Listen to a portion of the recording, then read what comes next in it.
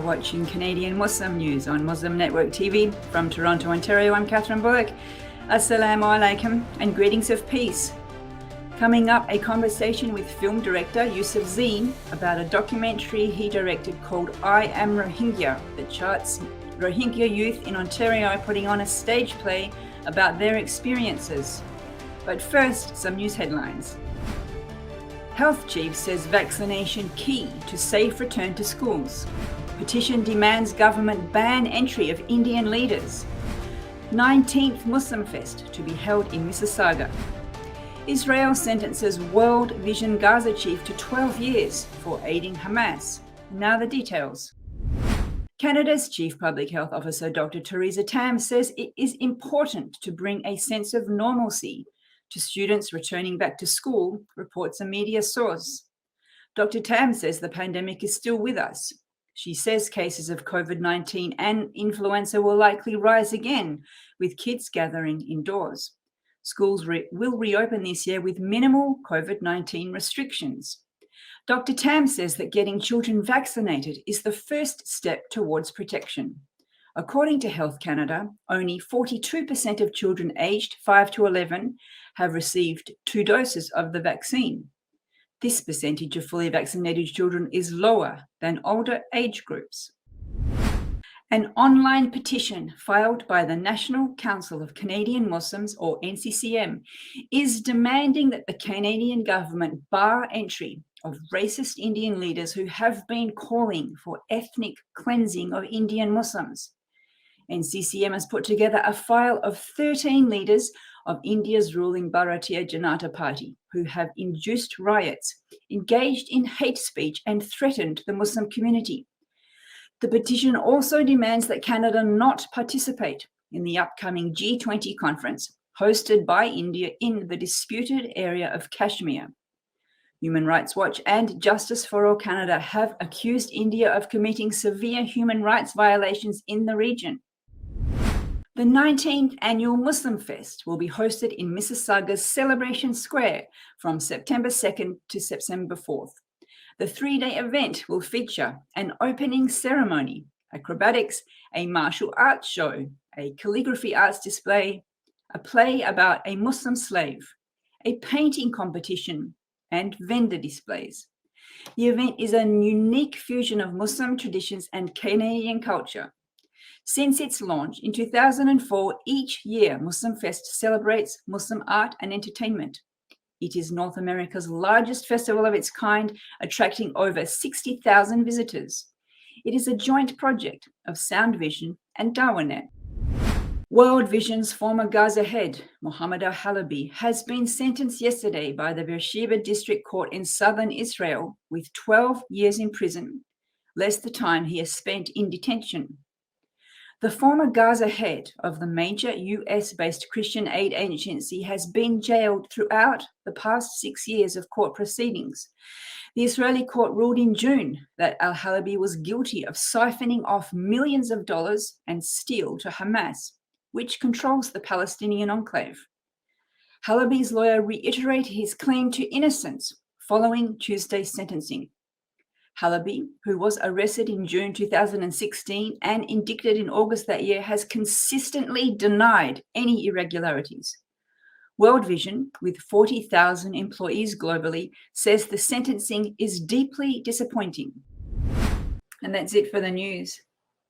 Last week, we observed the 5th anniversary of Rohingya Genocide Remembrance Day. To talk to us about what the day means to him and the film he produced about the situation, we are joined by director and actor YUSUF ZINE. Assalamu alaikum. Welcome to the show. Walaikum salam. Thank you so much for having me. It's an honor to have you with us today. You are not Rohingya, but you are involved. We'll get to that later on. But what does the day, the Rohingya Genocide Remembrance Day, mean to you?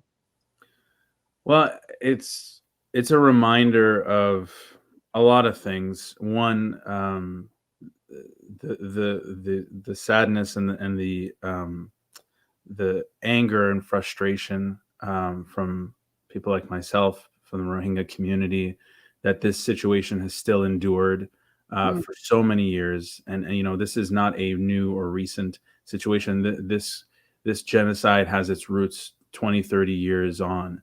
Mm. And here we are still having to, mark the fact that there has been no progress. In fact, the situation has gotten only worse for the Rohingya people.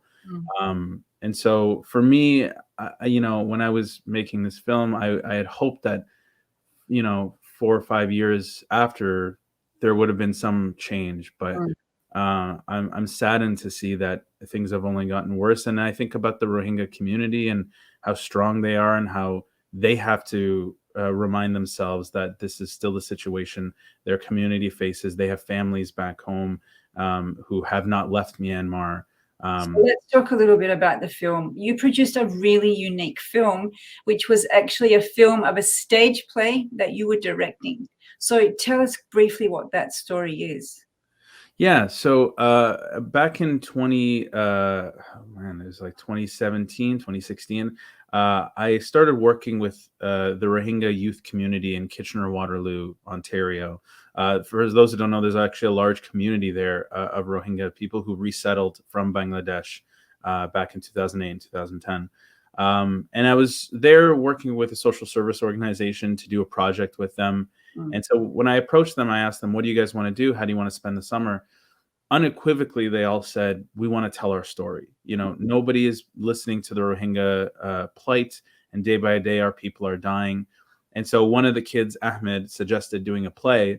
And, I come from a theater background. I'm an actor. I've been doing theater my whole life. And so I just thought, how amazing would it be for people who've really been through these experiences of living in a refugee camp, of fleeing violence, to portray it in a live theater production. So we spent 9 months putting the play together, and I knew that the play would only have certain amount of, could only go so far. And so we decided to document the whole process on film, and that's what the film sort of follows.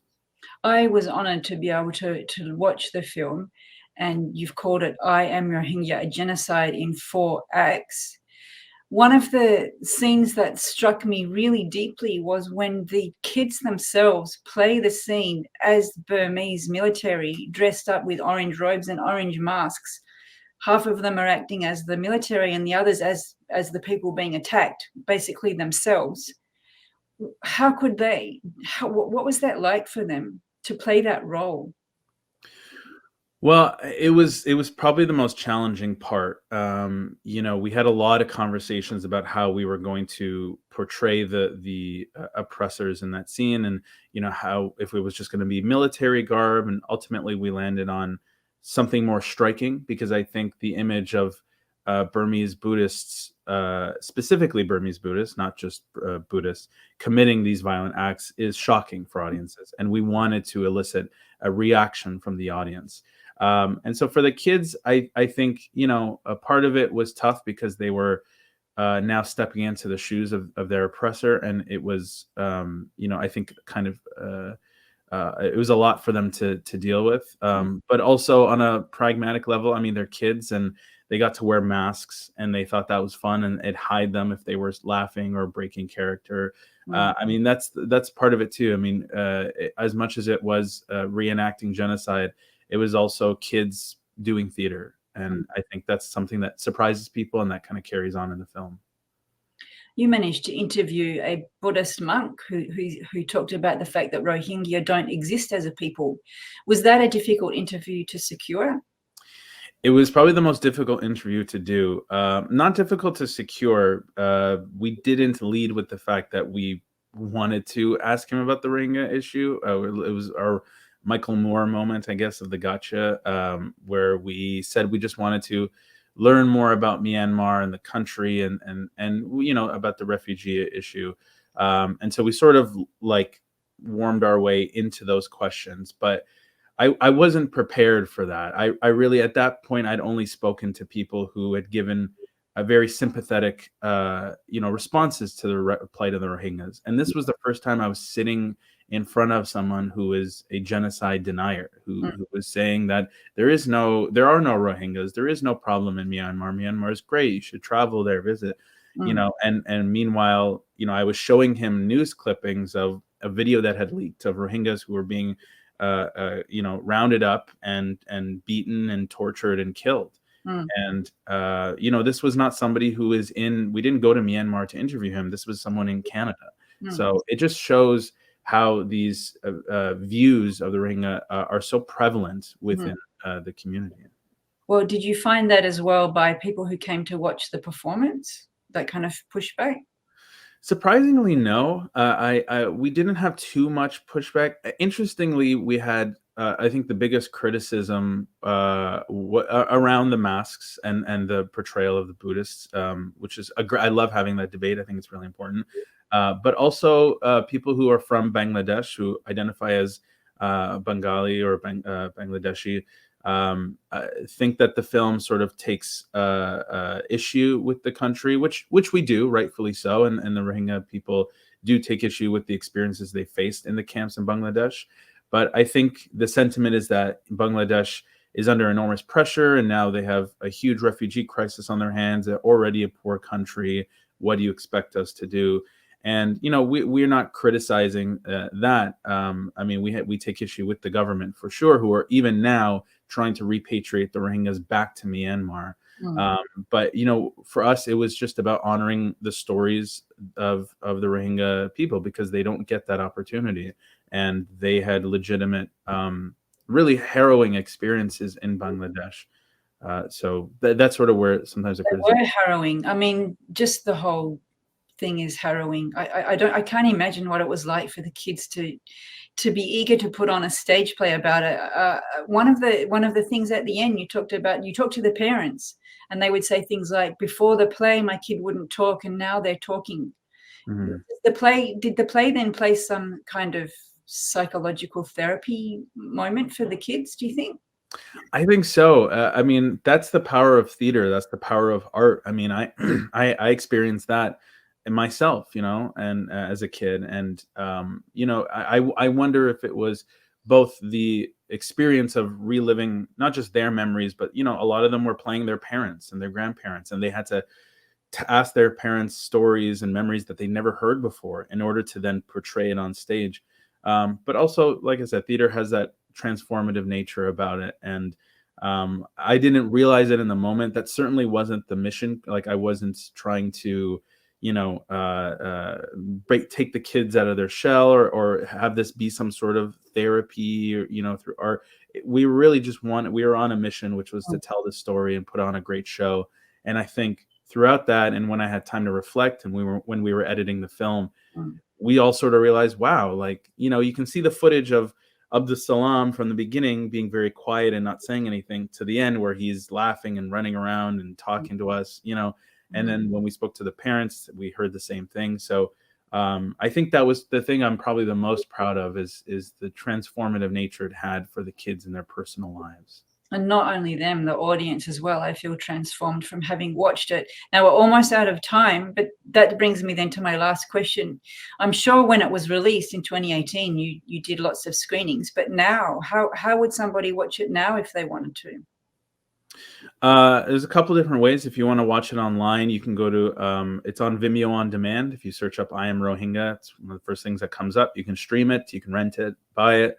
You can also request a screening, in your hometown or your university fundraiser.